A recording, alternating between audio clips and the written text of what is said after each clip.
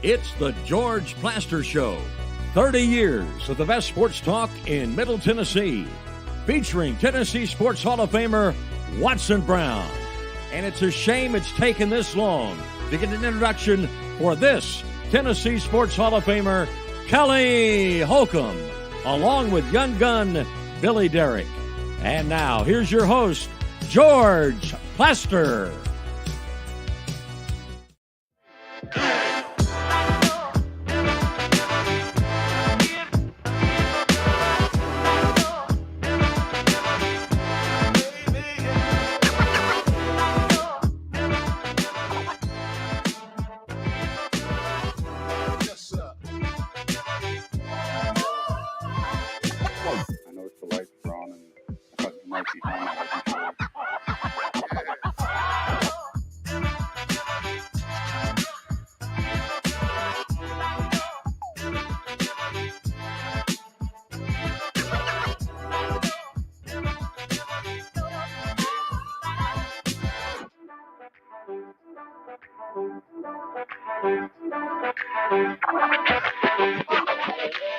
Hello again, everybody. Welcome in.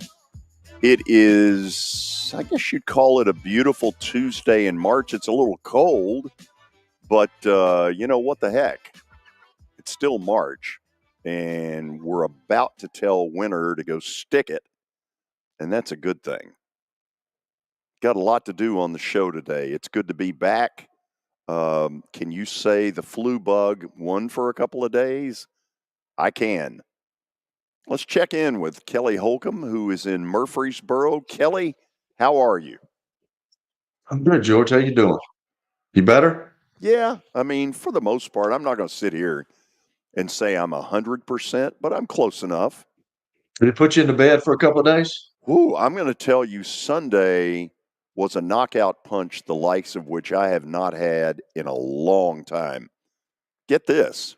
The only time I got out of bed Sunday was for the NCAA pairing show. I scribbled down, as I do every year, on a legal pad where everybody's going. Once that was done, I was back in bed. You've got everything on the legal pad. You've got important documents on the legal pad. My life. Everything. On a legal everything pad. on the legal pad. Yeah. So let's ask the obvious question, and feel free to lie. Did you miss me? I'm not going to lie because I can't lie, and absolutely not. I did not. Okay. Well, that's wonderful. That's what teammates are for. Is to basically. I will say this, George. I was really upset that Billy did not give the Danielle Breezy forecast. He didn't tell us what was going on out in the world yesterday. So I was a little upset about that. How did he start the show? Because I started every day with, hello again, everybody. Welcome into the show on what is a boom. How did he start it? I actually don't remember how Billy started it. I think it was just, we were just going. We were just talking, Didn't get much of an update. We got a little bit of an update, but not much of one. We just talked for the first 10 minutes, 15, 20 minutes. That's how it goes. You watched, didn't you? Did you watch? Honestly? No. You did? No, I didn't. Hey, George, that's messed up, man. I thought the producer would do that, the director. I was the director. The director was ill, taken extremely ill. Billy, how did you start the show? I did not start with a weather report. I'll say that. Okay. Did you go, hello again, everybody? I think I just gave it a welcome into the George Plaster Show. Right. He's not here, so all of you will enjoy it. Yeah. God knows we're enjoying it. Try to give it my own flavor. Yeah. How do you think? Kelly's right. I probably could have done a better job of getting to the point. I kind of rambled through the update I had in 5 to 7 minutes instead of maybe getting to it a little bit quicker. So now hold on. So it wasn't very conversational. I mean, Kelly's right. We talked for 10 minutes about whatever. I don't even remember. But I don't remember either. Made quite an impact. It did. Made a huge impact on my life yesterday for sure. Okay. Do you want to know things that have made an impact while I was on the disabled list? Not really, but you're going to tell us anyway. Yeah, I am. So Bill, I like, yeah, go ahead and put that one up there. Bill on YouTube says, yesterday never happened. That's a good line. I'll let Kerry Keating know that. Kerry was great. Kerry I carried know the, he is. He's awesome. Kerry carried the Yeah. show yesterday. He's terrific. He had a good line on Vanderbilt and how he thinks it's still a good job and that, people will come back if they hire the right guy. So I thought he's had some interesting things on a lot of stuff, actually. Well, he's been an assistant both at Vandy and at Tennessee, and so he knows a lot about the two situations. Let's see. Here's what I noticed while, what's the word? Infirmed. You like that? Oh, yeah. You were in your own infirmary. That's a master's kind of word. Instead of steak and baked potato, we have bisque and some other crap. Just talk English to me, okay? Layman's terms. If it's a Wendy's burger, say it's a single grease plain. If it's okay, you ready? So when Tom Crean was the coach at Georgia, and Crean and I have a history going back to when I did television of Western Kentucky games. He was on a staff of Ralph Willard's. Willard was the head coach.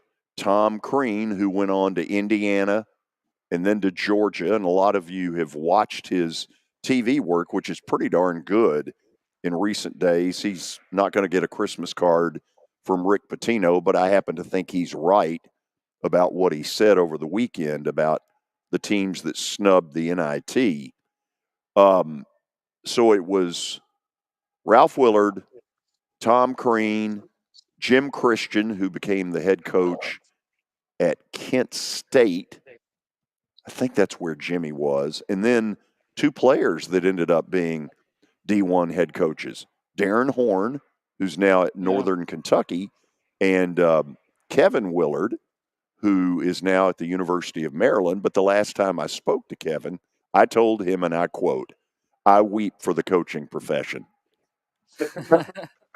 So when Crean was at Georgia, he struck gold on a player that is as 5-star as it gets.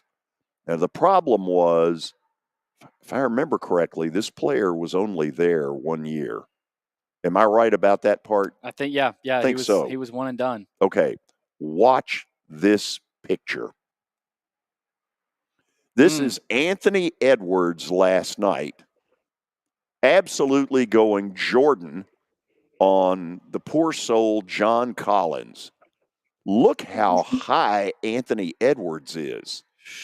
Holy cow. I saw this highlight. I couldn't believe it. Kelly, that is an electric fireworks show. Yeah, that guy's pretty good, man. And he's at Minnesota and nobody really knows. And I think he even made is it this game that he made the block to save the game? Was it this game, Billy, or do you know? No, I think that you're talking about another game. They won 114 to 104 last night, but I think you're right. There was a game where he had kind of a game-winning block per se. Yeah, which was a little bit. It was a little bit more than this right here. This was unbelievable. Yeah. But to save that game the way he did, the ball didn't hit the backboard like it normally does. He smacked that thing and won the game for those guys. He's a really good player. Oh, he is an absolute stud. I did see he kind of poked Collins in the eye if you look close enough at kind of the slow-mo highlight of this. And he also dislocated a finger. Right. I think that's what he did. I think that's what that was. But, yeah, his athleticism is freakish. And he did say after the game, he said, I was thinking I was going to miss it because I wasn't close enough to the rim, but somehow God willed it in for me. And he kind of threw it in. I mean, it wasn't one of those clean dunks. So if you're into the NBA, tonight on NBA TV is Anthony Edwards and his Timberwolves, who are 1/2 game out of the 1 seed. Yep. They played Denver tonight, who has the exact same record. The Oklahoma City Thunder right now by a 1/2 game are the 1 seed. Now, I'm not telling you to watch the NBA because I don't do a ton of it until they get to the playoffs. But if you were going to pick a game where there are going to be some fireworks, it's this one tonight. So Minnesota and Denver. Okay. Denver. Oakland does not have a team. I was going to say Oklahoma City. Okay, so that's one thing I noticed while I was infirmed. Here's the other, Kelly. Midday television sucks. Can't even. I don't even cut it on. You can't cut it on. It is so bad. All you got is the Pat McAfee show, and all they do is talk Oh. NFL. Like, I'm sick of NFL talk in March. Yeah, Well, I can't deal with daytime. Like my TV doesn't get now. Sometimes I watch it like Sports Center to try to catch up, but other than that, I don't cut it on until nighttime. It's ridiculous. There are only so many Law and Orders that you can watch. Well, I've never seen one, George. I'll be cutting on my TV tonight for the first four, maybe not the first game, couple of 16 seeds. Yeah, Howard and Wagner. Howard and Wagner, big one. Both of whom, I'm sure there's a human out there named Howard Wagner. I'm sure there is. Who's he rooting for? That's a good question. See, this is the kind of banter that apparently you didn't get into yesterday. No, Kelly. We did not. We talked specifics, and I can't even remember what we talked about, George. That shows you how we got into. And George, you may have a say in this. We're already late for my big update here, but we talked a lot about, do conference tournaments matter? Still, exactly. Auburn dominated the SEC tournament, and they get sent to Spokane and are a 4 seed. Yeah. So their seed line didn't change at all. But they matter in May.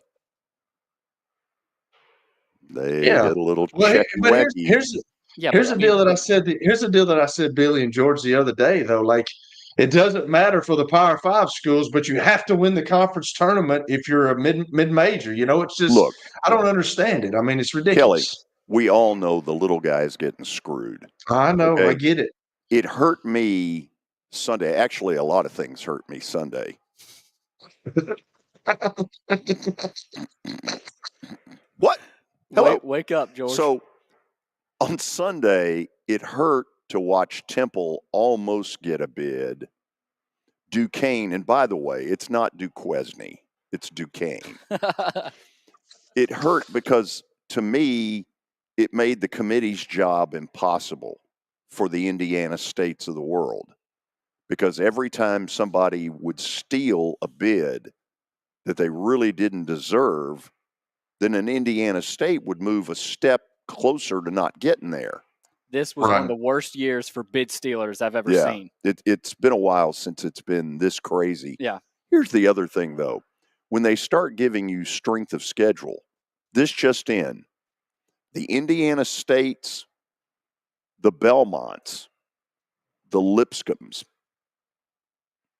people aren't going to play them at their home site. Yeah. Listen, when I was at Memphis State, it got out pretty publicly that Murray State begged my team, Memphis State Tigers, to go play a game at Murray.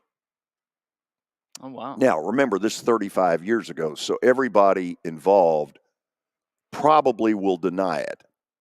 Memphis State countered with you come to us 7 times. If you hit your SAP button, that is siete. 7 for 1. How the hell is that fair? Crazy. For someone who appeared to be on my deathbed a couple of days ago, I think I've rallied pretty good. Yeah, I did not think you would sound this way. I really didn't. I thought you were going to come on dragging a little bit, but you're upbeat. You're ready to go. I thought you personally should have been here yesterday, but that's for another day, I guess. Trust me, you would not have wanted that. Billy, you do have an update. I would assume it has some meat on the bone. Some of it. I've got about 3 minutes for it because we'll we got Tony Basilio on. Wagner and Howard tonight at 5:40, and then later at 8 o'clock. Who's Howard 10 Wagner? Minutes after 8 o'clock. Colorado State and Virginia. I believe we have a pick on that. Okay. Yeah. Also, Purdue's Zach Edey unanimously atop the AP All-America team. Dalton Connect is also on there. North Carolina's R.J. Davis, Houston's Jamal Shedd, and UConn's Tristan Newton. So, good for Dalton Connect. I don't think that surprises anybody. Nobody from either Wagner or Howard made that team. No. Okay. But maybe Howard Wagner did. Maybe if he'd voted, they would have. Clemson, they have filed a lawsuit against the ACC over exorbitant exit fees that they are not happy about. A significant move. This could shift the landscape of college sports. Here Kelly, we go. This is what it looks like. You ready? Yeah. 88 out the gate. So now first Florida State and now Clemson playing out of the ACC. And then North Carolina's going to jump in next. And then is there a fourth team? I mean, do you have 4 leave at once? How many? Does everybody leave? Do we pull a Pac-12 and just everybody leave? So Clemson wants out. Also, the College Football Playoff has finalized an agreement giving ESPN exclusive rights through 2032. Yes, a lot of money. A lot of money. It'll be How much? 6-year extension worth an average of $1.3 billion annually. Okay, so the guess is that the old committee found out that old ESPN looks like they'll shell out some more beans, and then all of a sudden, let the sunshine in. We're up to 14. It's critically important. Yes. Yeah, this was important. Yes. Correct. Also, locally, the Titans have signed defensive tackle Sebastian Joseph Day, according to the NFL Network. No relation to in the movie Animal House, Daniel Simpson Day, who had no grade point average. All courses were incomplete. Comparing the latest. George, can you recite that movie word for word? Pretty close. Yeah. Pretty close. Billy's still never seen it. Yeah. Billy's never seen it. Kelly, cucumbers are sensual, not sensuous. How about this? Preds tonight against the San Jose Sharks, who are the worst team in the league. I think, right? Or is it the Ducks? Well, they're right there. They're Go right ahead there. and ask the question, Kelly. I don't know what I was going to ask. Well, I know he's going. No, I don't think so. Oh, you're not? No, George. I just saw my wife the other day. She was asking me because I told her yesterday. I said George is sick. She's like, he's not going to be on the show. I said, no, George is out and about every night of the week, and he done got his immune system knocked down, and now he's got the flu. So, truthfully, this is my opinion of why I got sick. I sat on press row for most of about 4 days. And right under press row is the ice hockey rink. Yeah. It was cold, and it's my own fault, even though I brought a jacket. I should have, dressed like I was at the North Pole. Because by Saturday, about midway through Auburn's game, I knew I was in trouble. And I got out of there at some point during the Florida A&M game. Well, and it was tied late. And I look at George, and I said, where are you going? He said, I'm going home. I'm tired. I knew something was up because the game was tied. It was a good game. About 7 minutes left. I knew something was up. The Preds thing is a game time decision, but I got to be honest. I'm leaning to they can handle San Jose without me. Probably happily. Hey, where are they at right now? Are they 7th? Well, here's the deal. Here's for all this belly aching that I've been doing about get to the 7th spot. You'll get away from Vancouver. Well, suddenly, Vancouver has gone, and all of a sudden, there's a battle to see whether the 7 plays Vancouver or the 8 does. Oh, it's a new twist to this thing. Wow. I'm so damn confused. I don't know what I'm rooting for. So I'm going to root for good health for me. George Plaster, healthy scratch tonight. No, it's a game time decision. Okay, game time decision. Yes. Okay. That'll do it. Okay. After the break, well, looky here. A little message from Tony. Today he will be on by phone. Who knows from where? He is quite the world traveler. he will join us as Knoxville's sports talk show of record. Stay tuned. It was the most horrible experience that any mother could ever go through. I knew that I needed to get help. My friend, she immediately said, "You need to call Bart Durham." And you guys were there within an hour. You guys are like family for us. Yeah, sure is nice to connect with the people that you're doing your best to help. As the trusted premier custom home builder in Middle Tennessee, Donnelly Timmons has over 20 years of experience in the industry. Whether you're looking to build your dream home or renovate your current home, their team will ensure that every client and every remodel is unique, luxurious, and completed on time within budget. Founders Dustin Timmons and Joey Donnelly have over 25 years of construction experience in the Nashville area. Together, they have completed projects in Forest Hills, Oak Hill, Green Hills, Franklin, and Brentwood. Dustin and Joey believe that communication is the most important aspect of all construction projects. Therefore, they personally manage each project themselves and are involved in job site activities on a daily basis. Their commitment to quality and integrity has earned them an outstanding reputation among their clients. Contact them to set an appointment for a free consultation or to view some of their completed projects.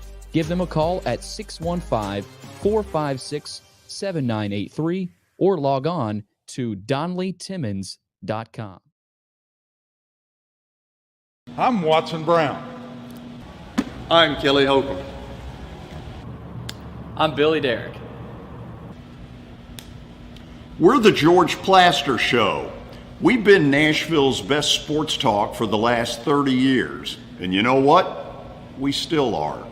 Catch us live weekdays from 2 to 4 p.m. Central Time in Nashville on YouTube, Twitter, and Facebook. Also, the podcast version is available on Spotify and Apple Podcasts. Looking for more than just awards and trophies? Southern Trophy House is your one-stop solution. For over 60 years, their team has created lasting impressions with a personalized touch. From embroidery to screen-printed apparel to corporate awards, signs, and name badges, they have everything you need to keep your brand shining bright. With their knowledgeable customer service team, you can relax as they create, produce, pack, and ship merchandise and awards on time and on budget. That includes etched crystal awards, custom-cut acrylic, name badges, embroidered Richardson ball caps, banners, screen-printed T-shirts, laser-engraved Yeti cups, and knives. Recognize your hard-working team from Southern Trophy House, where they do their best to help you recognize your best. Located at 2705 Nolensville Pike in Nashville, give them a holler, 615-256-7295. Visit southerntrophy.com. Southern Trophy House, for all your personalization and recognition needs.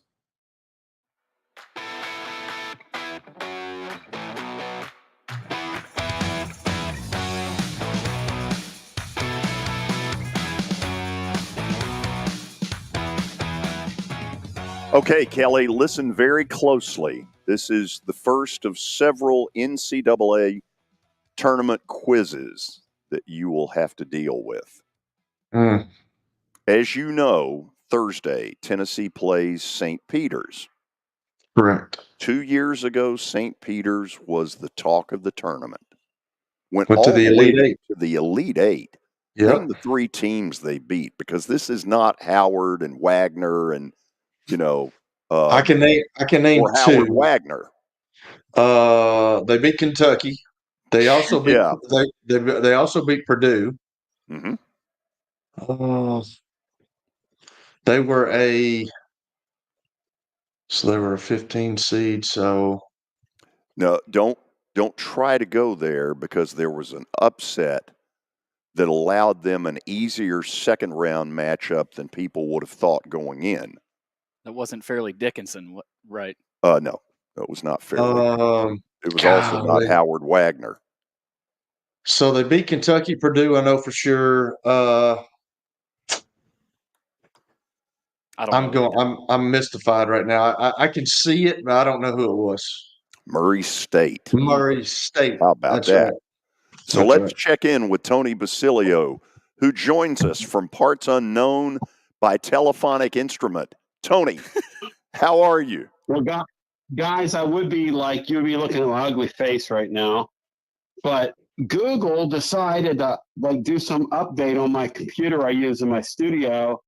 And then it asked me for my password. George, there's a better chance I could tell you, like, my departed mother who passed away in 1993, there's a better chance I know her social security number than my Google password.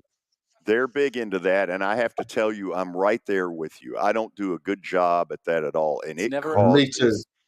It's never smart on my end, Tony. You got to write them down, man. What's your password for this? Because normally the answer is, how the hell would I know? Well, I called my lovely wife and I said, so I'm getting ready to go on because she's away out of the house. And I said, I'm getting ready to jump on with George. What's the password? And she said, oh, it's in the book. And I said, well, where's the book? She said, I'm not telling you. You'll lose the password book. Oh. And then we won't know any of our passwords. Wow. So I need to consider a password anthology series. Yes, we have a password. We have a password book in this house. Okay. But I'm not privy to it, Kelly. And Kelly sounds like he thinks that's a good idea. Kelly, would you give me the password book? Would you trust me with that? Probably not there, Tony. Not really. Just knowing you for about a year now, probably not. But you wouldn't trust me with the password book either, I promise. Heck no. You wouldn't get anywhere near my password book, big boy. But No, I love you just the same. Yeah. You're just the same, though. So let's get to the important issues of the day. Yep. Is the 2 days that Tennessee didn't have to play more important than competing for a 1 seed? I don't think there's any doubt about that, George. At the end of the day, I don't think they were. I think they were going to be a 2 seed the whole time. One of the guys on the committee let it slip that Tennessee was, in fact, on the 2 line, and I think that's the way it was going to play out anyway. And when you tell me about looking at the SEC tournament, how much did that committee value the SEC tournament at all? I mean, Stephen Pearl was having a snit fit to the press regarding the fact that they get placed in Spokane for the year they had, and and good for him. Spokane, whatever it is, but that's a lot of traveling for them. UAB's out there. I think Alabama's out there too. So going to be a lot of Bammers in that region, I think. Yeah. They were asking me earlier, what's the importance of, for instance, the SEC basketball tournament? And you and I both know, for the most part, the answer is the check you get in May. It's really well put. And look, with the committee devaluing it, here's a good one for you. Of the 8 national seeds in the tournament, okay, how many conference tournament champions of the 8 would you say there are?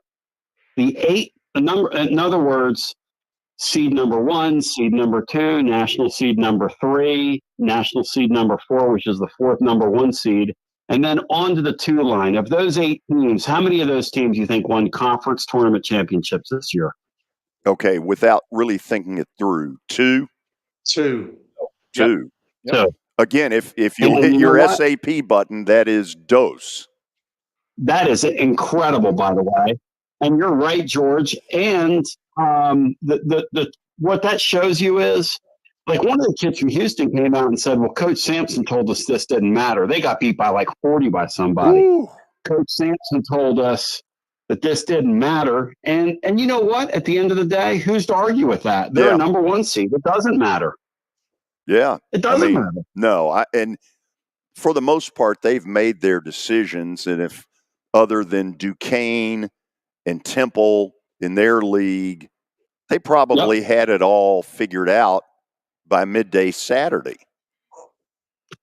So I don't think there's any doubt about that. Yeah, I don't think there's any question about that. There's a guy named Warlock, who's the comms director for the NCAA, and he tweeted out Wednesday night into Thursday, we've seeded the top 4 teams in the tournament.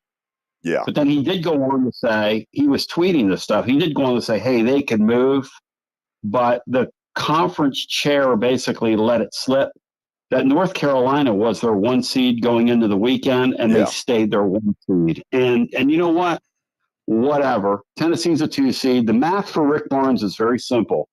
When he's a 1 or a 2 seed, he's 10-0 in the NCAA tournament, which means that this Tennessee team, if the form holds, will be in the Sweet 16. They're going to go to Detroit, and they're probably going to play either Creighton or Oregon when the time comes. And if it's Creighton, they'll be a 1-point favorite, and it'll be a coin flip basketball game in every sense of the word. Creighton's very good. So, Tony, for me, having been down there for 4 days, the highlight of the SEC basketball tournament for me was Tubby Smith's being brought out at halftime as Kentucky's legend. He got a thunderous ovation. And I got to talk to Tubby afterwards, and I said, you know, somewhere in here, I think Coach Newton's up in heaven smiling about that. And but here's the other thing. You help me with this. I went into that game confident, certain of the fact that A&M, they're a nice team.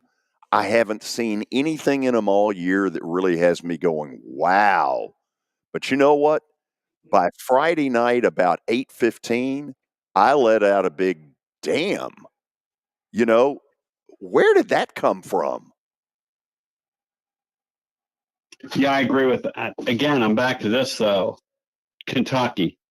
John Calipari comes out afterwards. He said, look, I told y'all this doesn't matter to us. You know, George, when the coaches start saying that, yeah, and then the players start saying that, I wonder what's going to happen to these conference tournaments, because the selection committee is showing they don't care about them. And you know what? When the selection committee, unless they change their criteria, when the selection committee telegraphs that, I wonder what becomes of these things in the future. Well, let me try it a different way. Okay. Yeah. You tell me where you think I'm wrong here. So you've got coaches kind of mouthing off that, you know, it really doesn't matter. And what you have now, by the way, there were more teams that had decent crowds in Nashville than normal. The Wednesday night crowd, the largest by a mile that we have ever seen here. Now, there were a lot of giveaways, but if I'm Sankey, I'm in the May meetings. When I walk in and meet with the men's basketball coaches, I would lay out a little economics to them. Here's how much extra your school is getting because of the SEC basketball tournament. So you better shut the hell up, and I better not hear any more of this, well, it really doesn't matter. And then I'd look at Calipari and just say, you know, I expect more out of you than this. Oh, I think you're right. And again, I'm back to this, because you are right. I mean, the fans that were down there, and Tennessee had one incredible showing in that afternoon session on Friday, and then we had one insane post-game show that we do, because people were they just couldn't believe it. You know, they could not comprehend how the Vols could look like that. But at the end of the day, I guess what happens is you come away from that and you go, like you'd asked me earlier, significance of that. Rick Barnes looked at his team, said, you guys are exhausted. And he sent them, George, on their way, no basketball activities over the weekend. Yeah, which I think is the right move. Yesterday. Oh, you got to. When you see a team where Dalton Knecht goes down the floor and he's going to dunk a ball and he can't get off the floor, and just the way they looked, at some point you have to say, you know what? You guys need a break. You deserve a break. You had a great season. This was a very memorable year. Now, our real time is getting ready to happen. Everybody get out of here. Let's go get a break. And he did the right thing. And the question now becomes for Tennessee. I think they're going to end up in the Sweet 16, like I told you, based on Barnes's history. And the question becomes, just like last year, it came down to that Duke game. Can you get out of the first weekend? This year, it's can you match the best win showing in school history, which is to say the Elite Eight. And if you can do it, more power to you. And if you can't, the fans here are going to be extremely antsy, and they're going to be extremely upset about it. Kelly. Tony, what's up, man? How you doing, brother? Kel, it's always good to talk to you, my brother. You know that. When I hear your dulcet tones coming back to me, whether it's face to face, and I can just picture what your facial expression looks like. I'm engaged, man. I'm engaged with you, big dog. There you go. That's what I want to hear, because you're fired up right now. You're ready to take Georgia's money during March. You guys got some side action going in the studio. I had the last time I filled out a bracket was when I played for the Indianapolis Colts, which was almost, good gracious, it's been a long time ago there, big dog. And it came down between two teams, and I was one of the two teams. I think I had Duke, and the guy that I was with had somebody else, and I ended up losing. So that's the last bracket I filled out. So never been a bracket guy. I can't do it because it would violate the Geneva Convention. There you go. Like talk show host, right, George? Absolutely. So Tony, so tell me this. I mean, you're already talking Sweet 16 and beyond. So, this is assuming that Tennessee wins against St. Peter's, which they should, and Texas is going to beat either Colorado State or UVA, whichever one wins. What do you see the matchup like between Tennessee and Texas? I don't think Texas gets there. I think Colorado State's going to get there. And I would rank the teams in order of difficulty for Tennessee to get past. I would rank the teams this way. The least difficult draw for Tennessee would be a Virginia team that literally can't score. I mean, they are brutal. Kevin O'Neill, who was here, who played in the 40s and 50s, they're like they're late night entertainment, let's say, for Kevin O'Neill. Okay, then you've got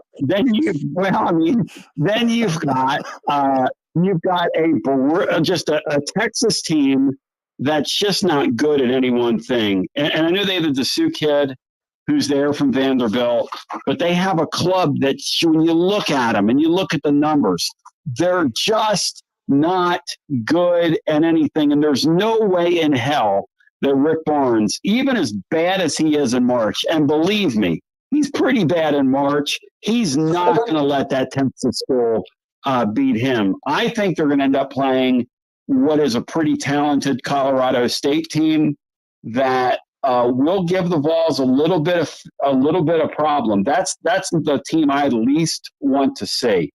Texas would be, I think, not an easy game for the Vols, but it would not be as difficult as Colorado State. And what Colorado State has is they have very good guard play. They can get downhill and they can score points. And right now, those are the teams that are a little scary for the Vols. What it's going to come down to, guys, is it's going to be Tennessee and Creighton in the round of 16. And when we're talking next week, that's what we're going to be talking about. And that Creighton team, guys, I'm here to tell you, is very, very, very good. Very good. Bingo. They have 2 pros on their club. Yeah, they have 2 pros. That's going to be one great game. So I keep harping on this, and I just harped on it before you came on. But and George is like the little guy's going to always get left out. But you're absolutely right. I'm glad you said, because you get some of these big conferences, the tournaments it doesn't matter anymore. But you get a team like Indiana State who doesn't get there, and then they're 28-6 this year, and then there's nothing there for them. They don't make the NCAA tournament. There's got to be some deal. Like, and I use this, and this is like the third time I've used this, but like when Kermit Davis was at Middle, I think they went 28-6, and they won the conference, and then they go to the tournament and they slip up in the tournament, and that's why me personally thinks that he went to Ole Miss. I said that last week, but like, is there any middle ground there, Tony, that we can like look at it and we can say this team right here, just because they didn't win their conference tournament, they still deserve to be in the NCAA tournament? Can we get to that point at some time? I wish. The problem, Kelly, is that the two major commissioners in these leagues, and Sankey's leading the charge, if anything, they want the involvement of the mid-majors and the little guys to be even less than it is, and they want more spots. And look, these are the same people that tell me that having Texas A&M and Texas in the SEC is geographic integrity, that having UCLA in the Big Ten and USC in the Big Ten and Washington in the Big Ten is geographic integrity. So more power to you if you buy what those people sell. The issue is they're going to expand the tournament. It's going to lose some of its charm because they can't leave well enough alone. There's nothing like the first couple days of the NCAA tournament. It is the most unique sporting event in our country. It's not even close. It is reality television. Men, woman, and child can watch it, whether they're sports fans or not. It is just simply pure fun. It is pure. And you know what, guys? I'm glad Vanderbilt's making the hire they made, because Vanderbilt's going to get back to playing in this thing more times than not with Chris Mack as coach. It's a very good hire by them. That's a very credible hire Vanderbilt has made. Do you know something we don't know, Tony? Well, they're going to hire him. Come on now. You think so? I will say this. That's what we've heard. Okay. And I wouldn't be surprised if. Well, my jaw dropped when he said it. I was like, does he know something we don't? Well, it's just going to be a good hire. Come on, guys. You know that. If that's where they go, I would be very pleased with that. I can also tell you that you'd be shocked how much better a bunch of candidates would be than what they just let go of. Tony, what are other names, George? Casey Alexander at Belmont will end up, I think, getting interviewed. I think the guy at Indiana State has people's attention. Now, all of a sudden, the guy at Western Kentucky, Steve Lutz, is on some radars because of, they kind of came out of nowhere talking about a bid stealer, to end up winning their conference. I don't think Dusty May is coming here, but I would sure want to know. If I'm the AD, I want to find out, does this job hold any real attractiveness? And, if she ends up finding out what I'm afraid she might, then Chris Mack is their best shot. Guys, he runs a pretty good offense. I think they would fit right into the SEC. If you ask those Louisville fans right now that ran him out of there when he had that top recruiting class, and they got antsy and they panicked because the March results weren't there, it's a million times better than the guy they hired. I mean, that guy they hired is totally out of his depth, that Payne guy up there at Louisville.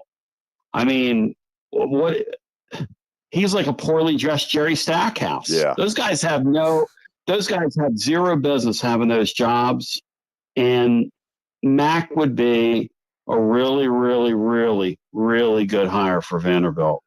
Tony, it was, I don't know, about 6 weeks ago that I dropped kind of the bombshell that he's taken golf clubs on road trips when they're playing an opponent.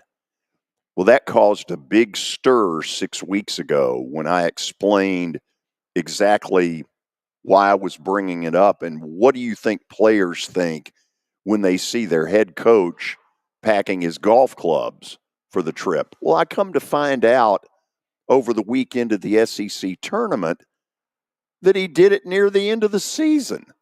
When it came to, worrying about or saving his job, he was shameless, absolutely shameless. Well, I guess, and like I told you, the scuttlebutt in the coaching community, just like it is about this Mac guy getting the gig there, the scuttlebutt in the coaching community is that, he was telling people, hey, I've got him fooled, or I've got her, I'm going to be back. And I think he really thought, George, that he was going to be back. I think the pressure that someone like you with your gravitas there to that school and holding them accountable, which is extremely an important function of the media, of the talk ecosphere, and what we do. I mean, you got to speak truth to power when you see it. You weren't crusading against the guy, but your point is so well taken. You could play golf in the summer, man. Yeah. I mean, a lot of those coaches love golf. So what? There's a lot of things I'd like to do. There's a lot of things I'd like to do this weekend, but I can tell you what I'm going to be doing. My job, I'm going to be hosting a listener watch party. I'm going to be doing a 3-hour post-game show. I mean, I got to work. I mean, There's a lot of things I'd like to be doing. And so adding up the numbers, your post-game could start close to midnight Knoxville time. Oh, please don't start. I know. How can people hear it? I'm at tclub.team. I'm so glad we didn't make the transmission today, because you guys, I'd be on your prayer list if you saw how fried I looked.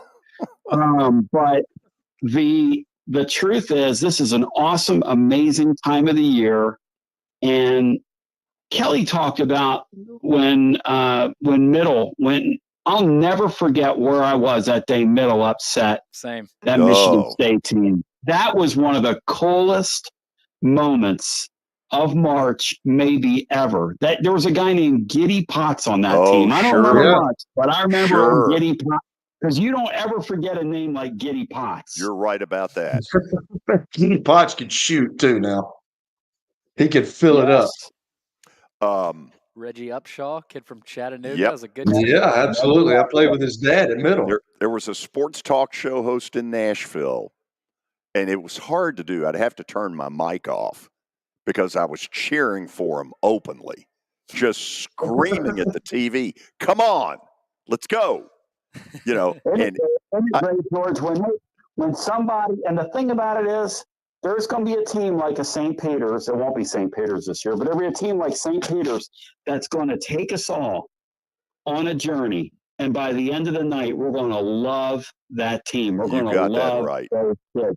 And there is nothing like it. There will be a bunch of gamblers around America that they'll get so swept up in it that they'll end up cheering against their parlays and their tickets when one of these 13s has a higher seeded team on the ropes, or a 14 or a 15, God forbid, for the Vols, like a 14 and a 3. This year, the 15 and 16 lines are as bad as they've been in forever because of the upsets. But who knows? I mean, you say that, but then again, who knows? Tony, I'll leave you with this. Years ago, on whatever day it was, I want to say probably Wednesday, I said, okay, I know what you're going to do tomorrow. You're not fooling me. You will not go to work. You will create an excuse. I said, call me and tell me what excuse you're going to use. And, we got 2 or 3 that were pretty, okay, whatever. And then somebody called in and said, explosive diarrhea. And, that ended the conversation. I told the guy, I said, nobody's going to challenge you on that. You're absolutely right. Thank you for your call. God, George. And you're on in the afternoon then, and people are probably listening to you trying to eat. Listen, I did one time when Ralph Willard interviewed at Tennessee for the basketball job. I knew that he and Doug Dickey were meeting. What is the name of that hotel in Brentwood? The Steeplechase Inn. So I put it out there. I said, they're having a meeting right now. Please call me and tell me what you're seeing. And so I got some unbelievable calls. I had one call telling me that, oh my God, Elvis just walked in. You know, stuff that was absolutely hilarious, which only, you know, when you do 3-4 hours a day, every once in a while, you got to resort to this, as you know. Well, you got to amuse you, as I like to say. Every once in a while, what we're doing here is for, if it's not amusing the audience, it's at least going to amuse me, because when you do it day after day, it sort of comes to that. Let me ask you a question I never asked you. Did Kevin Stallings ever confirm the story about Doug Dickey and I believe Jim Haslam? Yes. In his living room, taking a call from, I want to say it was the guy that looks like the Chicago Bulls coach, Tim Floyd. Tim Floyd. Yes. They took a call from him in the house of Stallings when he was at Illinois State. Do you think that happened? I know it happened. It happened. Oh, I've heard Kevin's recount of it. Let's just say that he was not pleased. I think that's I mean, can you imagine? You guys are here to woo you, right. And they're taking. And here's another one. So I was doing some little research today on Mac, who I think you guys are going to hire. Okay. Yep. And so do you. But you're not going to say it, but that's cool. Whatever. You know, Tennessee made 2 runs at him. When Bruce Pearl left, they made a run at him when he was at Xavier, tried to shake him loose. And then when Conzo Martin left, they tried to make a run at him. And both times they were rebuffed because he's a Cincinnati guy. And why he made the mistake of jumping to Louisville, I don't know. Maybe it's just a bigger brand, a bigger franchise, a great opportunity. Or maybe he didn't like what he had in his pipeline up at Xavier. But I think he'll be an interesting hire in this league. I think that's what Vandy's going to do, and I think it's going to be an interesting hire. I think you may well be right. Hey, we're going to run, but I am going to call you the minute I go to this commercial break. Fair enough? Thank you, guys. Thank you. Yes, George, thank you. Talk to you, Tony. Thank you. Bye now. He's the best. He is good. He is a lot of fun to have on. We'll go to the break, and we'll be back. Hit After Hit has become the baseball store in Tennessee. They have over 1,000 different models of gloves and over 1,500 wood bats. They also have several Iron Mike pitching machines as well as a Hit Tracks machine. If they don't have it, you probably don't need it.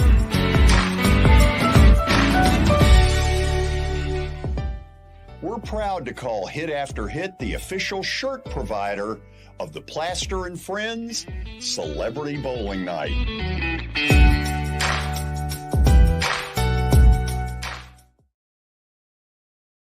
Forget the fact that Sir Speedy Music City is owned by my BGA classmate James Warren.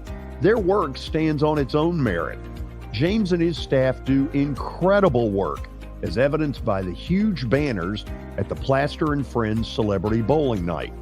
If you're looking for quality to help your marketing and business communications, and you want it at a reasonable price, these are your folks. Call them at 615-832-9511 or go to print at sirspeedymusiccity.com. And be sure to tell them Plaz sent you. Over the years, more men have started to seek help for hormone deficiencies and imbalances, and Dr. Jeffrey Lodge and wife Daphne, along with their experienced staff, give men the treatment required to improve their quality of life, improve your immune system, energy level, cognitive function, and more. There's no better time to achieve a healthy lifestyle. What are you waiting for? Give Cool Springs MD a call today for an appointment at 615-486-3458 or visit the website coolspringsmd.com. Convenience and value, 2 words that we expect when we do business. Our goal at JHA Company is to deliver just that, both to our school partners and to our customers. Whether you're purchasing photos, yearbooks, class jewelry, letter jackets, school spirit wear, or senior graduation products, we strive to make the experience easy, convenient, and cost-effective. Find out more at jhacompany.com or call 615-867-6345 for more information. JHA, one source, one company. For over 35 years, Wilson Bank & Trust has been committed to providing customized banking solutions to help individuals, families, and businesses in Tennessee achieve their goals. As your full-service community bank, we are proud to offer loans with competitive rates, local decision-making, and fast, friendly service from our experienced lenders. No matter where you are on your financial journey, Wilson Bank & Trust is ready to help you take the next step. Visit your nearest Wilson Bank & Trust office or online at wilsonbank.com to get started today. Member FDIC, Equal Housing Lender. Venture Express has been helping people in this area for more than 40 years. They're headquartered in Murfreesboro with over 30 years of dedicated fleets involving production, manufacturing, and corrugated experiences. They're an asset-based company with over 700 tractors, 4,000 trailers, and 800 drivers. If you need their help, dial them up 615-793-9500 or log on to ventureexpress.com.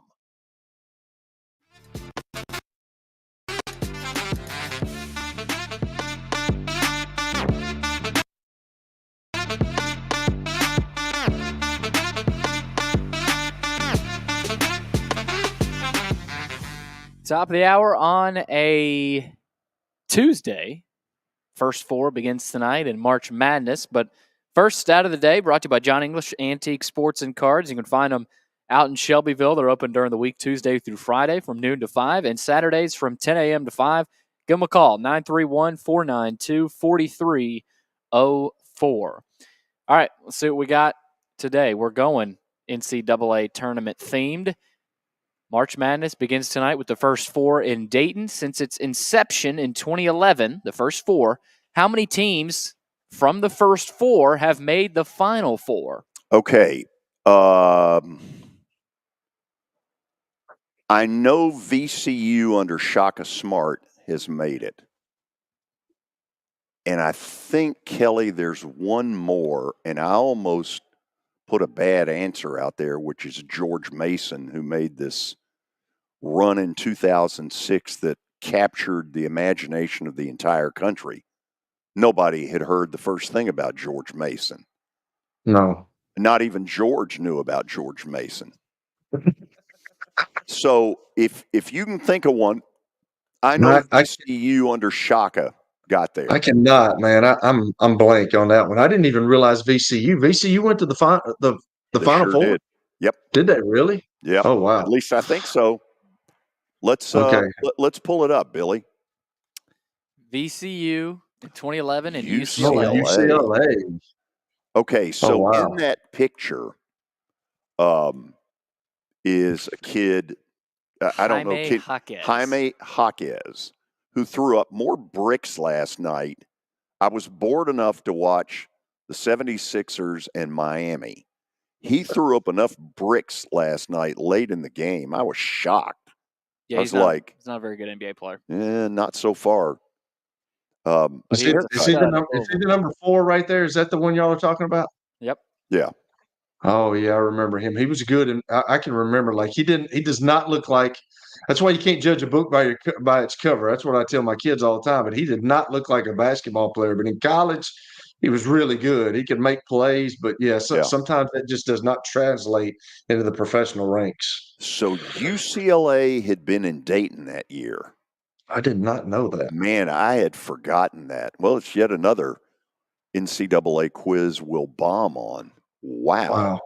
I did have the VCU one. I was certain about that one. Yeah, I was all by myself yesterday, George, so thanks for that. Well, okay, hold on a second. Billy, do you remember what yesterday's was?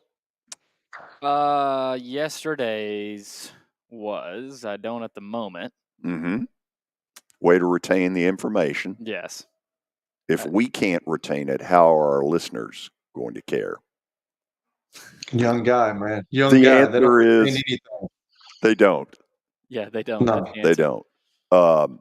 Okay, pull it back up in a minute when you can, and I'll see if I can help Kelly. Okay, I think I've got it. I'm feeling a little frisky. The NCAA tournament.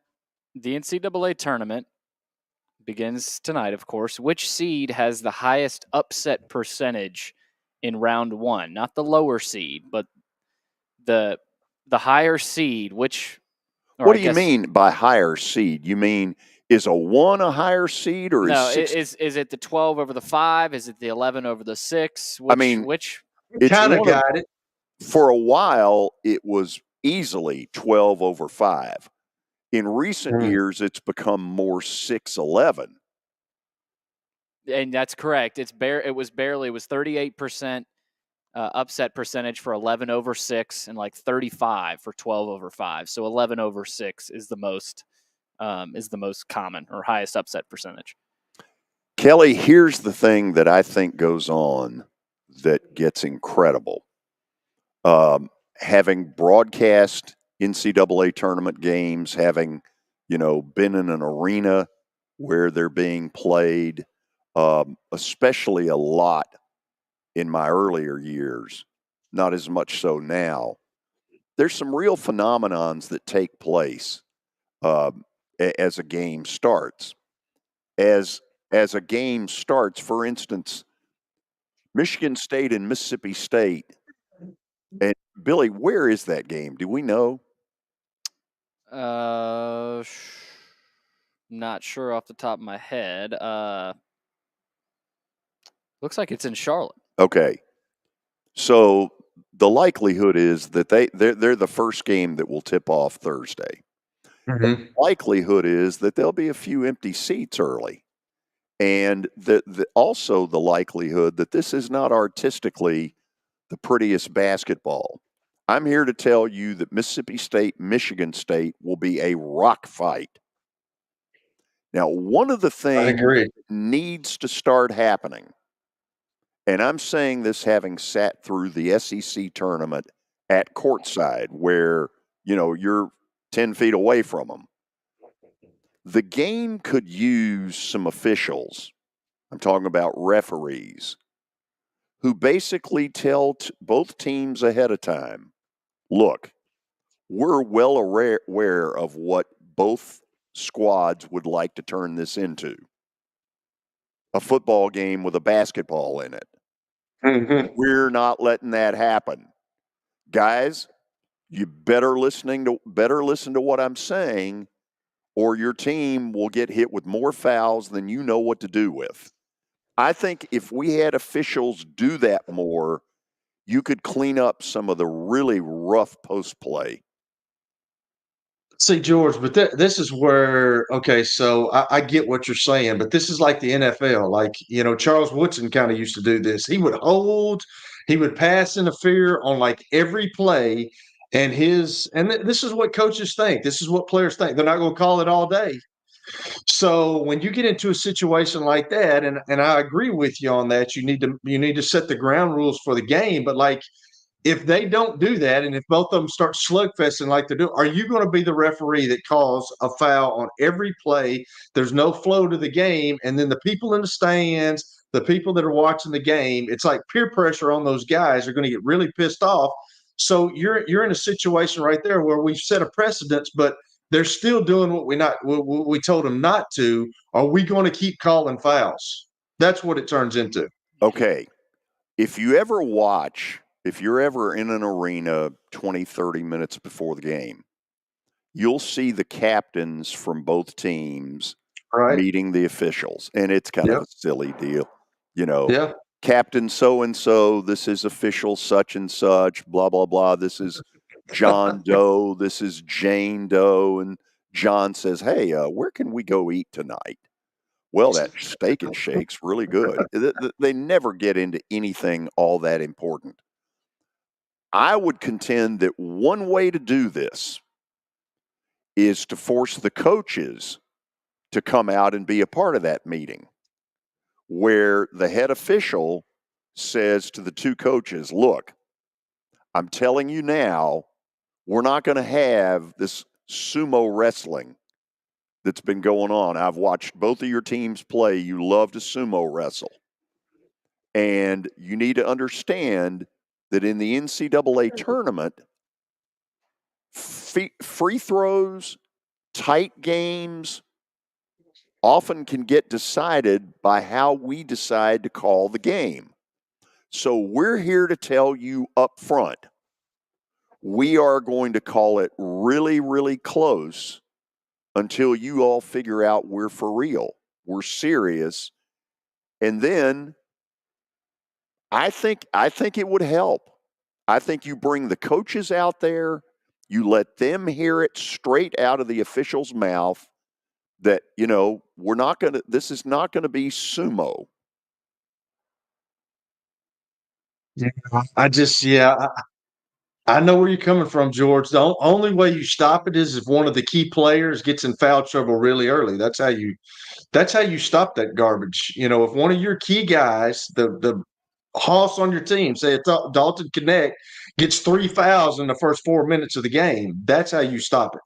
Because that's what they're going to, that's how it's going to be. Now, if you get a guy that doesn't matter, I don't know if you're going to stop it. I get where you're coming from. When Taylor joins us tomorrow, I'm going to ask him if that would help.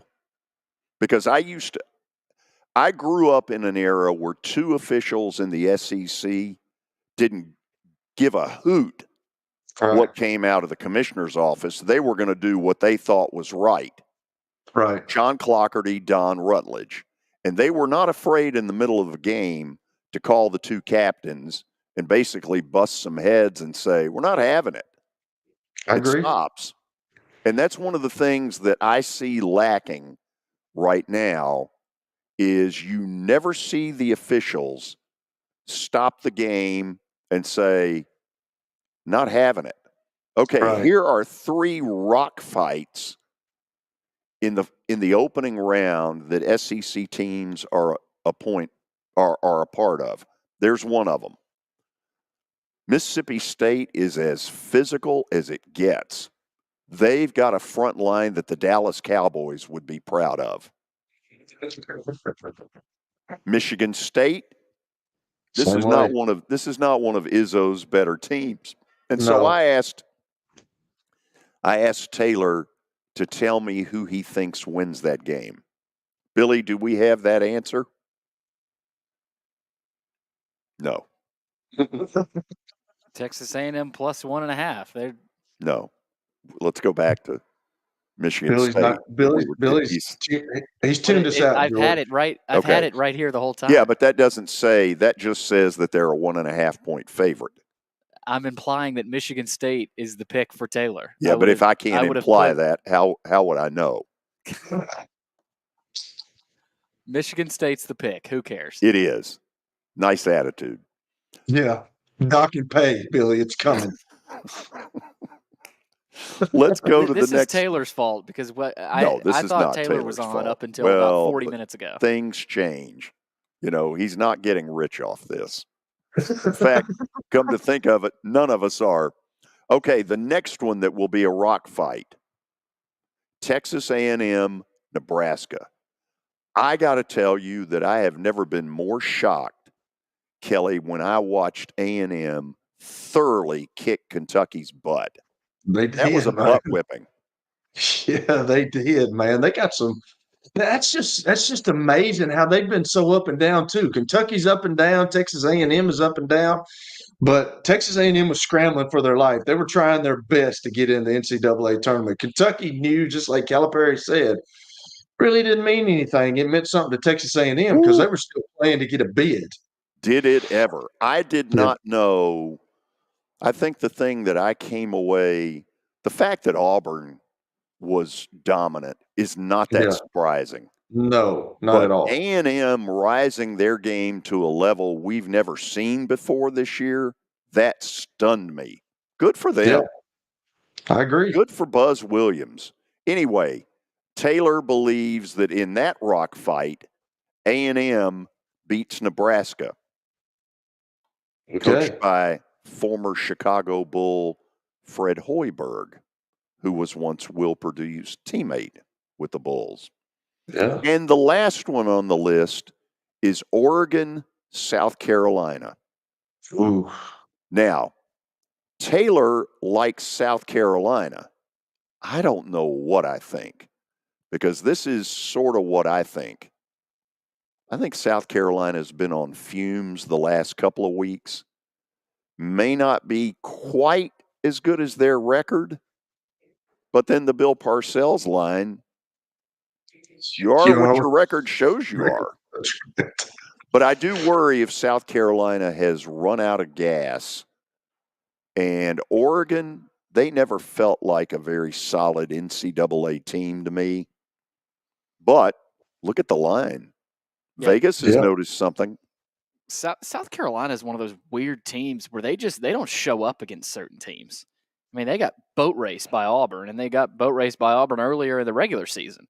So South Carolina is a big matchup team. If you want to get it and go and run it up and down the floor, I don't know if Oregon does, but I know Oregon's got a big guy that is a stud. So yeah, they're going to have to Duarte, I think it is.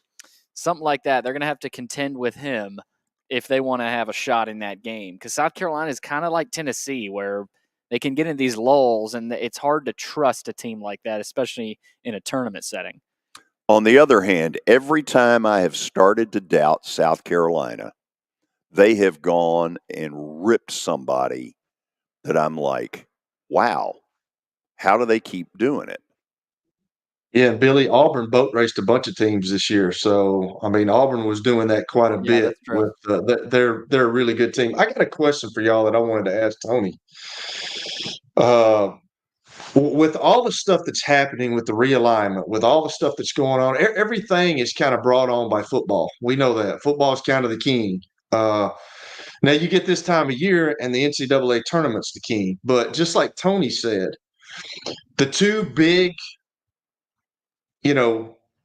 supervisors of these leagues, the Sankey guy and then the guy for the Big Ten. They're kind of making everything happen here. It seems that way.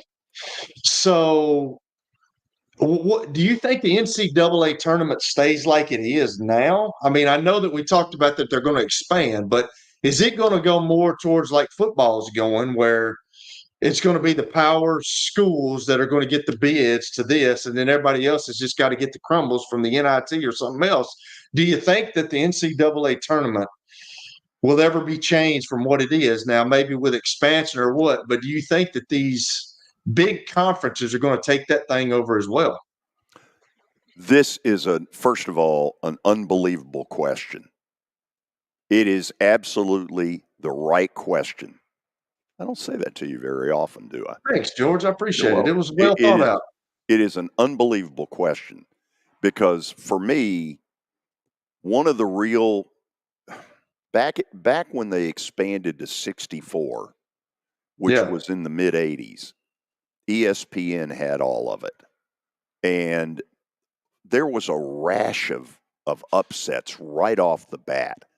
Yeah. Richmond beat Indiana kind of stuff, a 2 against a 15, and people fell in love with that concept.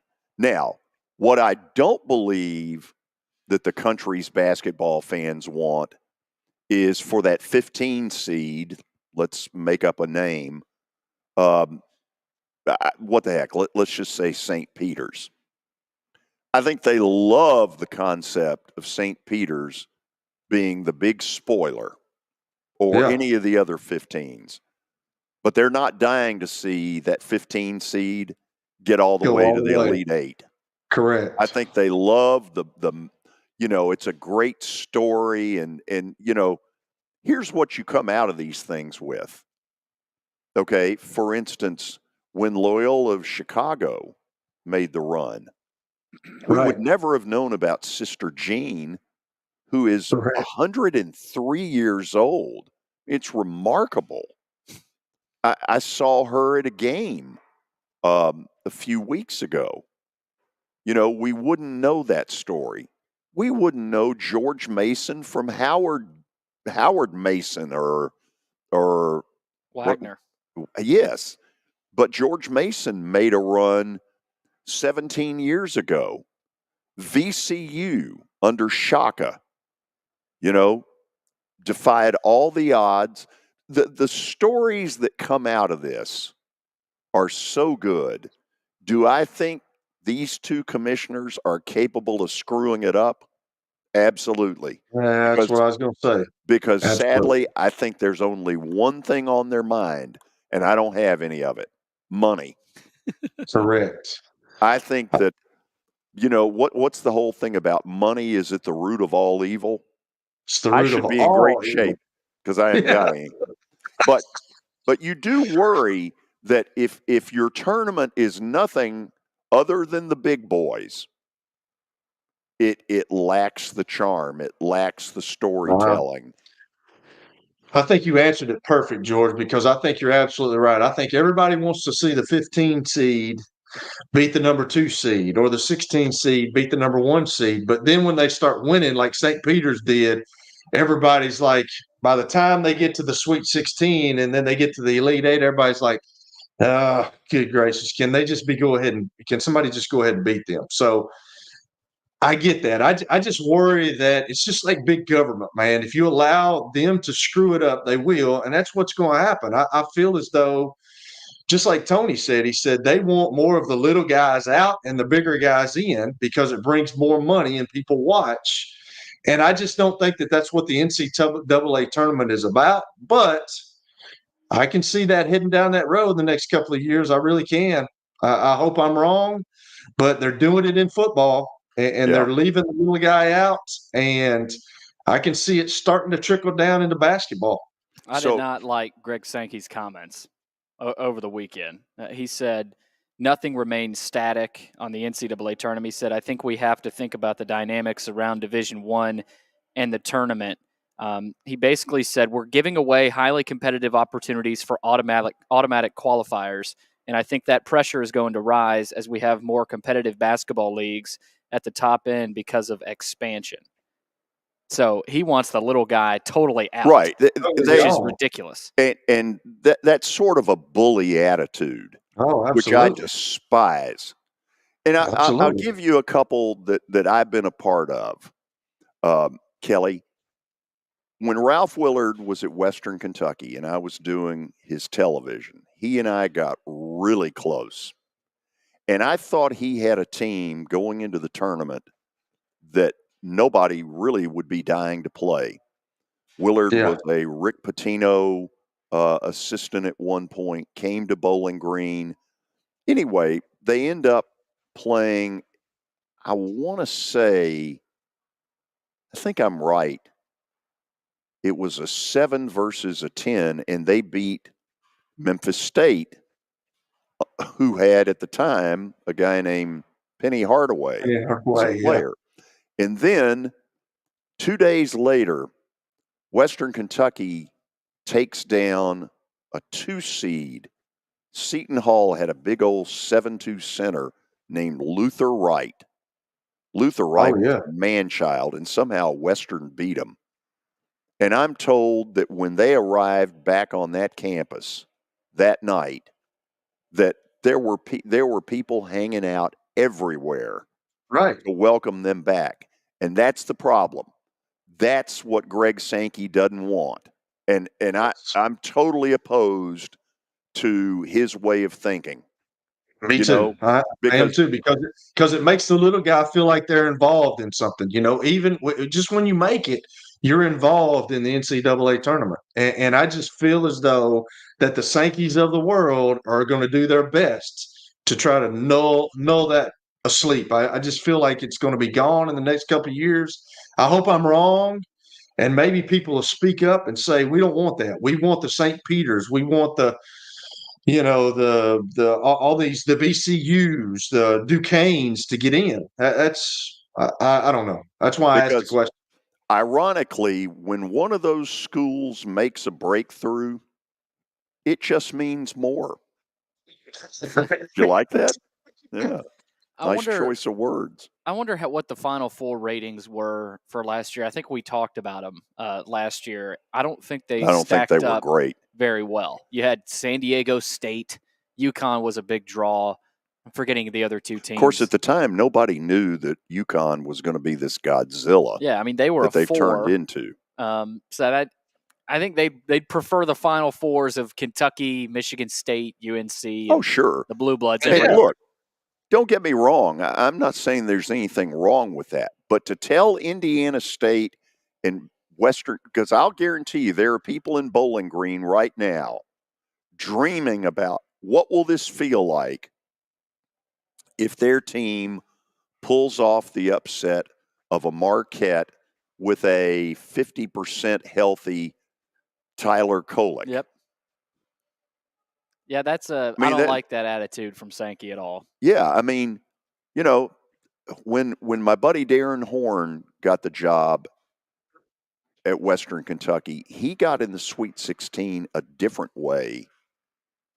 If I remember correctly, they beat Drake at the buzzer. And then somebody like the University of San Diego upset UConn. And Darren got, I'm not going to say a freebie, but he got a second-round matchup he couldn't have ever dreamed would happen. It's all about matchups. Yeah, then when your school gets to the Sweet 16, you have 4 days of reading in USA Today and all the places about your most famous alums and what are your traditions. And Greg Sankey doesn't give a damn about any of that. No. It's all about cash. It is true. Speaking of cash, we'll go to the break. There have been some new developments in Major League Baseball that if you connect all the dots, might delay expansion. I'll explain it when we come back. Wow. Star Physical Therapy was established in 1997 with one great mission: to serve.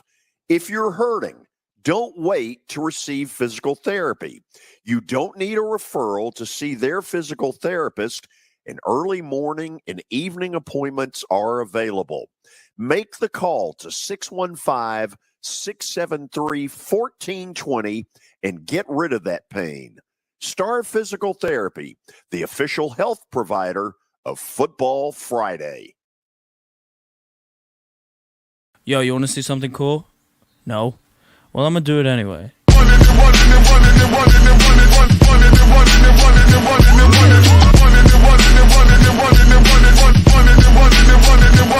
into the scene! No, nobody can do it like me. Zoop house plate with the kick cuisine. I was the black top king, 360s in my green machine. I was a kid and I was breaking down doors. Listening to Tribe, now we on a world tour.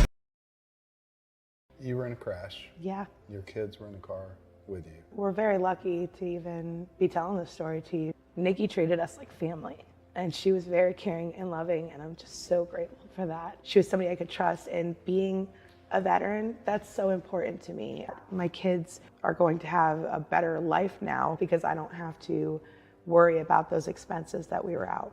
Your family has really created a legacy of trust, and I would recommend you to anyone. Convenience and value, 2 words that we expect when we do business. Our goal at JHA Company is to deliver just that, both to our school partners and to our customers. Whether you're purchasing photos, yearbooks, class jewelry, letter jackets, school spirit wear, or senior graduation products, we strive to make the experience easy, convenient, and cost-effective. Find out more at jhacompany.com or call 615-867-6345 for more information. JHA, one source, one company. You know, starting to save for your future doesn't have to be difficult. Let Wilson Bank and Trust help tone up your financial goals this year. Our certificates of deposits or CDs can help your money work harder with our competitive rates, earning you more than ever before. WBT checking options allow you to earn rewards you can really use, like a high interest rate or cash back on check card purchases when you meet some e-banking qualifications. Visit your closest Wilson Bank and Trust office or online at wilsonbank.com to get started today. Member FDIC. The George Plaster Show is Nashville's best sports talk, 2 to 4 p.m. Monday through Friday on Twitter, Facebook, and YouTube. There's a podcast version available on Spotify and Apple Podcast. As the trusted premier custom home builder in Middle Tennessee, Donnelly Timmons has over 20 years of experience in the industry. Whether you're looking to build your dream home or renovate your current home, their team will ensure that every client and every remodel is unique, luxurious, and completed on time within budget. Founders Dustin Timmons and Joey Donnelly have over 25 years of construction experience in the Nashville area. Together, they have completed projects in Forest Hills, Oak Hill, Green Hills, Franklin, and Brentwood. Dustin and Joey believe that communication is the most important aspect of all construction projects. Therefore, they personally manage each project themselves and are involved in job site activities on a daily basis. Their commitment to quality and integrity has earned them an outstanding reputation among their clients. Contact them to set an appointment for a free consultation or to view some of their completed projects. Give them a call at 615-456-7983 or log on to DonnellyTimmons.com.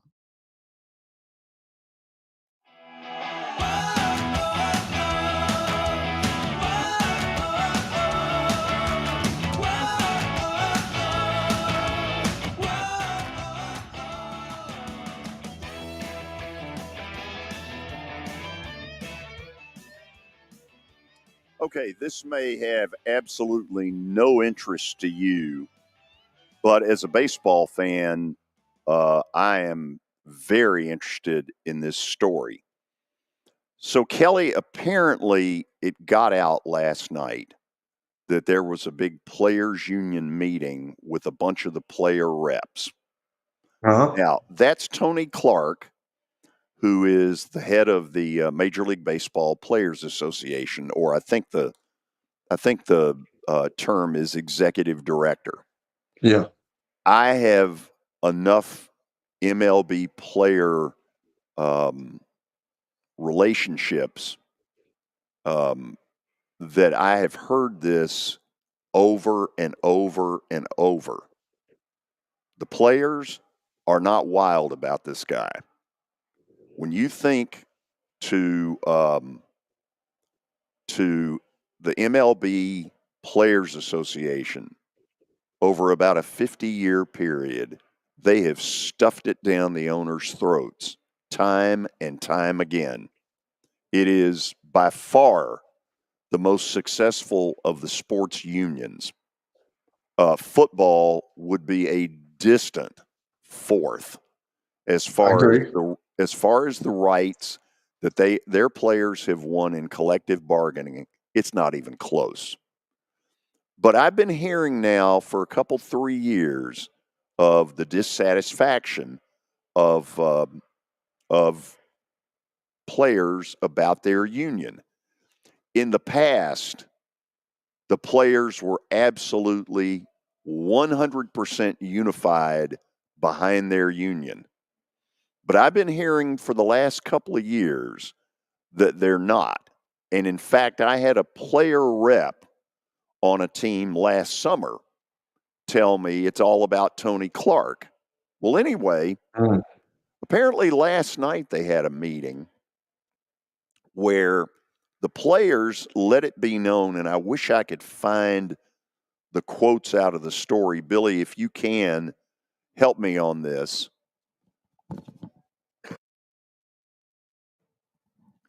It took later for that to happen than we thought it would. Yeah, you've done well. Yeah, except I'm about to not do well.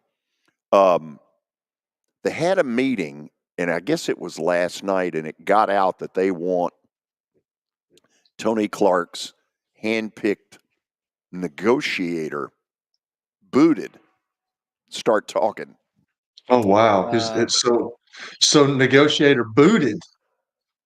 Yeah, that's kind of wild, Billy. Looks like I did find some quotes, George. We've got, let's see here. Not sure exactly what the quotes mean or who these are from. George, I don't know if you know which article. I'm looking at. Go ahead. I'll try to interpret. Okay. Okay, so many players and agents have long grumbled about union leadership, suspecting that agent Scott Boras has outsized influence, which Boras and union leadership have always denied, but player agents have maintained those complaints for years, particularly in regard to the fortunes of baseball's middle class. Okay, stop there for a second. Boris's clients, for the most part, seem to love him, although there are a couple of clients that he has played hardball on that have gotten royally screwed over the years. Blake Snell, former San Diego Padre, former Cy Young Award winner, finally agreed over the weekend to a 2-year, $31 million deal with the Giants. And most industry people think that Boras cost him somewhere in the neighborhood of $8 to $10 million a year by playing hardball the way he did. The people who are not Boras clients despise him. Absolutely despise him. So the deal is that this guy, I think we're about to show you his picture, Bruce Meyer, is their big union negotiator. The players believe, and apparently spit it out there last night, that this guy is way too leaning to Scott Boras. Okay. Bruce Meyer, who, whether rightfully or wrongfully, denied all this and said, I'm not like Boras. The players apparently came back saying, oh, yes, you are. Did an informal vote to boot him and put him, 33-year-old guy. Help me, Billy, if you can see the name. I want to say it's like Marino. Yeah, I want to say Harry Marino. Yeah. Harry Marino. Okay. So they really like Marino. They hate Bruce Meyer. So they've told this guy, Tony Clark, with the beard, to get rid of Bruce Meyer. And thus far, Tony Clark has not caved. Excuse me. Okay. This is going to set up some real fireworks because ultimately, the guy that is the executive director, he works for the players. When the players tell him to do something, their attitude will be, you better jump. And so far, he's not. One of the things that'll have to go on once they get down to brass tacks about expansion. And by the way, I think expansion is a lot farther away than I once did. I'm now at the earliest 2030. Oh, wow. Really? It has gotten out, or at least someone of some whatever has told me that it will be a $750 million fee that each owner will have to pony up to MLB as a, quote, expansion fee. Each owner? Okay, if you're expanding by 2, you're getting $750 million from this owner and another $750 million from this owner. That ain't happening. Oh, it absolutely will happen. 750 million? 750 million. Now, it's a little steeper than I thought it would be. Good Lord. I thought it would be in the 400 to 500 million range. But anyway, so you've got 1.5 billion in what I would call dead money. It's just, here's a pile of cash for all you MLB owners to divvy up amongst yourselves. Have a nice day. Aloha. But the problem is that we've never had a situation where there's been this kind of turmoil on the players' side. We really never have. And so I'm wondering what this does. I can't believe that we talk with Danny Evans so much about expansion, George. I can't believe 2030. I mean, you guys talk like y'all thought it was going to happen here, in the next couple of years, and then, heck, that's 6 years away, man. That's That's an awful long time to put some expansion, and they were talking about it, and then it's just kind of cooled off. So that's kind of crazy to me. Well, one of the things that that has happened was nothing came out of the winter meetings. I personally believe that the local group that's been masquerading around telling us that they're going to solve, they're going to bring MLB here, which, look, God bless them if they do. I don't believe for a minute that they're the group that will do it. The one local group right now that matters is Bill Haslam. Yeah. Haslam's been kicking the tires of this. He is certainly very quietly let it be known that he's got some interest. And that is a very encouraging sign for the shot of MLB coming here. The other group, I don't see it. Yeah, Haslam's the only person that's going to make this work. Locally.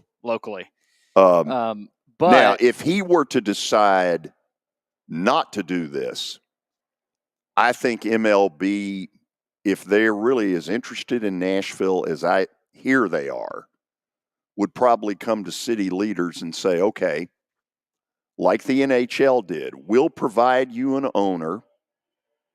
In the Predators' case, it was Craig Leopold. We'll provide you an owner. Tell us what you need. And a mayor would be able to say, look, we've just spent $2 billion on a dome stadium for the Titans. We're about tapped out. Yeah. We'll get you the land. Look, I don't know how this stuff works. I'm sitting here acting like I'm, high up, a high-ranking source. I'm assuming that it would be, look, give us the land. We'll get an owner that's got deep enough pockets to pay for some of this. I just think it's a home run too, because I think that the Nashville area, I mean, you've seen how people get behind the Titans, how people get behind the Predators. I mean, even the Nashville Sounds. I mean, you have a really, really good turnout, and if you bring a Major League Baseball team to Nashville, it will get supported, in my opinion. I mean, it's just a great place. Guys that would play for this Nashville team would love the area. Just like you got so many Titans guys that stay around here. Kevin Dyson, Eddie George, all those guys become part of the community after they finish playing. So it's just it's such a great place to be, such a great state to be in right now, with all the things that are going on in the world. And I just think it would be a home run for the community. I really do, and the state of Tennessee. We'll go to the break. I intend to make you money when we come back. Yes.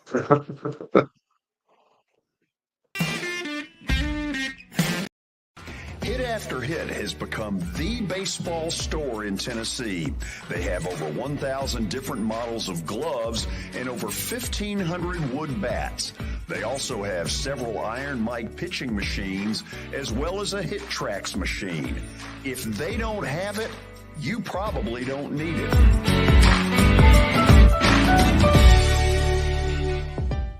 We're proud to call Hit After Hit the official shirt provider of the Plaster and Friends Celebrity Bowling Night.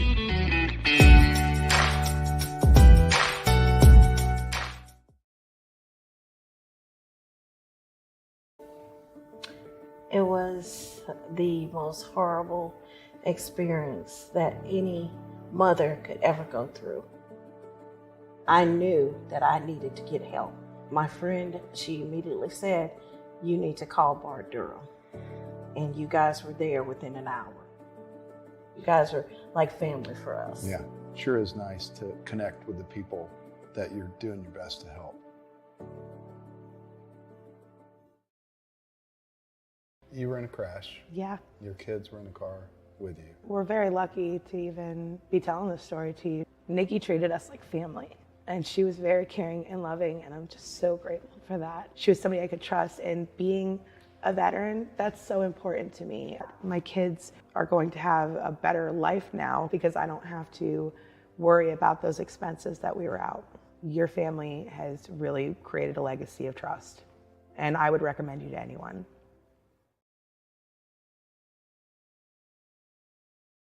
Star Physical Therapy was established in 1997 with one great mission: to serve. If you're hurting, don't wait to receive physical therapy. You don't need a referral to see their physical therapist, and early morning and evening appointments are available. Make the call to 615-673-1420 and get rid of that pain.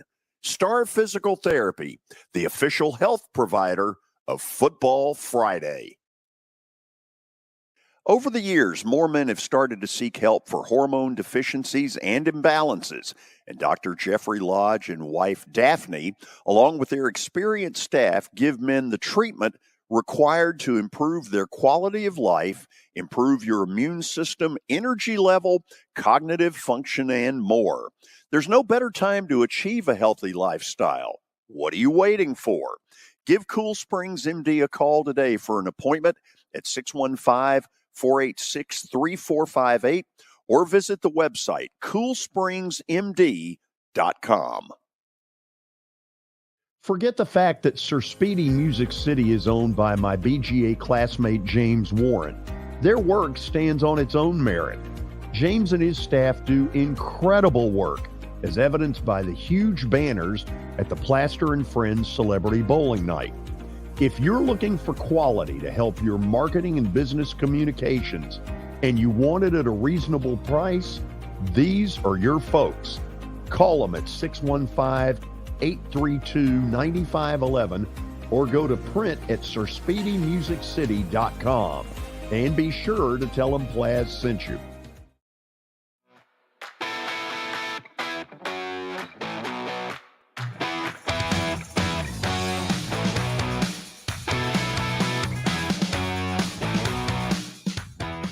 Final segment on a Tuesday. First four begins tonight. Wagner and Howard at 5:40 on True TV, and then Colorado State and Virginia tipping off at 8:10 p.m. Both those on True TV tonight. First, Plaster's Bet of the Day. We'll see where he's going. Brought to you by Bart Durham Injury Law. Give him a call, 615-242-9000, or log on to bartdurham.com. All right, let's see what happened last night as George relayed his bet to me, and the Sixers on my deathbed covered. By the way, yeah, you weren't on your deathbed, George. You grow up. No, you're absolutely right. So, what was my weekend? How did I do on the weekend? I know I had two out of three, wasn't it? 2 out of 3. Was it? Yeah. Was the loss Kentucky? Yep. Yeah. Yes. Go Big Blue. Okay. We don't care about this.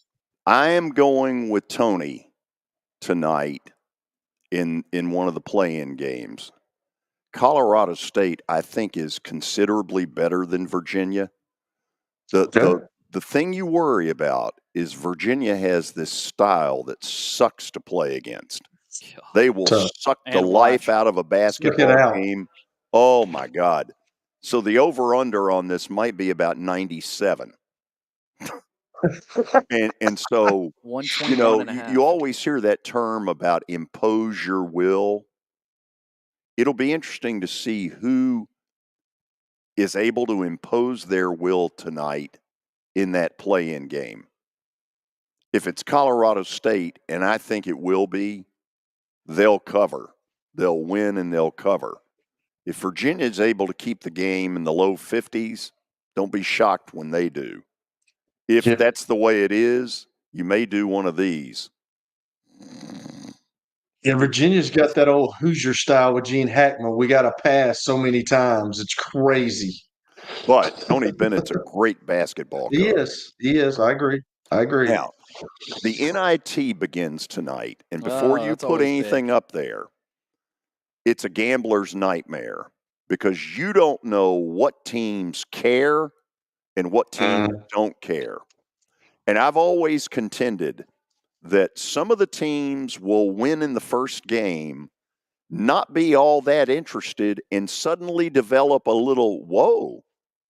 Well, if we're going to be in this, let's get to wherever. This year, it's not Madison Square Garden.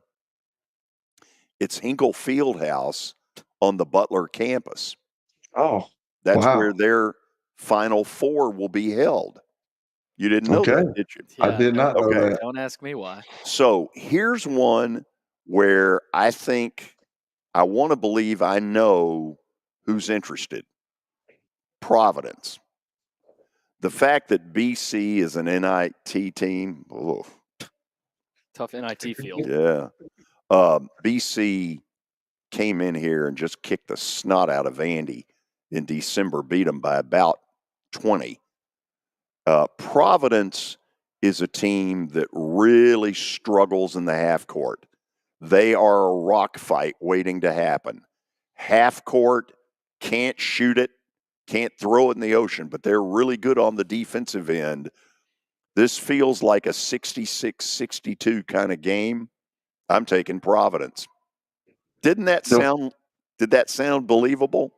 It did, yeah. Go Friars. Are you rooting for them? Couldn't care less, George. But since you're rooting for them, I'll root for them. How about that? Really? Yeah, I will. I'll root for them. Kelly is rooting for me. Yeah, you're down. You're sick. You said you were on your deathbed. I mean, you came back today positive. I didn't think you would be this good. I really thought you would be out today. Another day with me and old William doing the show. Mm-hmm. But I was surprised, pleasantly surprised. So I'm going to go with the Friars, like you. Thank you. That means a lot to me. I bet it does. I bet you'll stay up tonight thinking about it. Yeah. Okay, Billy. Yep. Do your best to make the show proud of you. I'll try. Between now and tomorrow. I don't do anything that would embarrass the show. Pick your attitude up, Billy. You're like a psychic vampire. You're just sucking the air out of the show right now. That's what you're doing. I go to bed every night thinking about how I can help the show and just improve the quality of it. So, really? Is that right? I believe that's a bunch of bull. that was a bunch of bull. You don't wake up till noon, Hoss. We should not lie to the people on the air. And I think you just did. How do you plead? I'm sorry. That was a guilty. We're out of here. We'll be back with you tomorrow. We got a lot more coming. See ya.